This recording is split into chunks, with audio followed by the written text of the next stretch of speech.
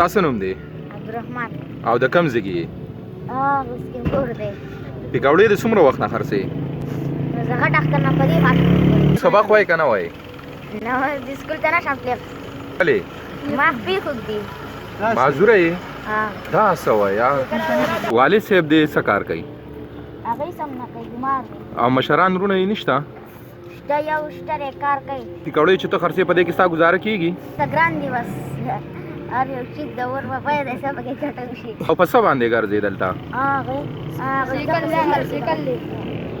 دا کمزور دی بس. ډاپ شوی دی، هر یو شي دی ماته. نو ویلچیر په څو کېږي؟ پته نه کېږي. ویلچیر دی په معاش، زه به تاله ویلچیر واخلم ښه؟